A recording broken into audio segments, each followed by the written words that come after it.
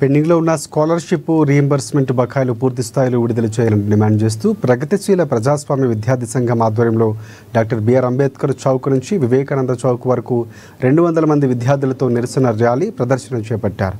తెలంగాణ రాష్ట్రంలో గత 4 సంవత్సరాలుగా దాదాపుగా 8 నుంచి 9 వేల కోట్ల రూపాయల స్కాలర్షిప్ ఫీజు రీయింబర్స్మెంట్ బకాయిలు పెండింగ్లో ఉన్నాయని పీడీఎస్యూ జిల్లా అధ్యక్షులు వి మహేందర్ తెలిపారు.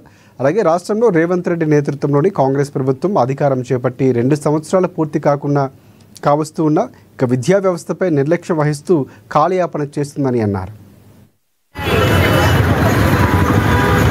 తెలంగాణ రాష్ట్ర వ్యాప్తంగా దాదాపుగా 9,000 కోట్ల స్కాలర్షిప్ ఫీ రీయింబర్స్మెంట్ బకాయిలు పెండింగ్ లో ఉన్నాయి.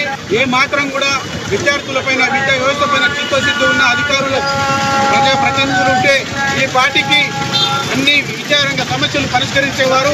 సోయి లేకుండా కొత్తగా ఏర్పడిన కాంగ్రెస్ ప్రభుత్వం 2 సంవత్సరాలు కావస్తున్నా కూడా పార్టీ ఫిరాయింపులు ఎమ్మెల్యేలతో మంత్రి పదవులతో స్థానిక ఎన్నికలతో అదే పట్టుకొని ఊగులాడుతున్నారు. కానీ ఏ ఒక్కరు కూడా విద్యార్థుల పరిస్థితి ఏంటని చూసిన పాపాన పోలేదు. ప్రతి సంవత్సరం విద్యార్థులు రోడ్లు ఎక్కుతూనే ఉన్నారు. స్కాలర్షిప్లు విడుదల చేయండి, రీయింబర్స్మెంట్లు విడుదల చేయాలని నిర్వహణ సాధ్యం కాక కొన్ని కాలేజీలు మూతపడుతున్న పరిస్థితి ఉన్నాయి.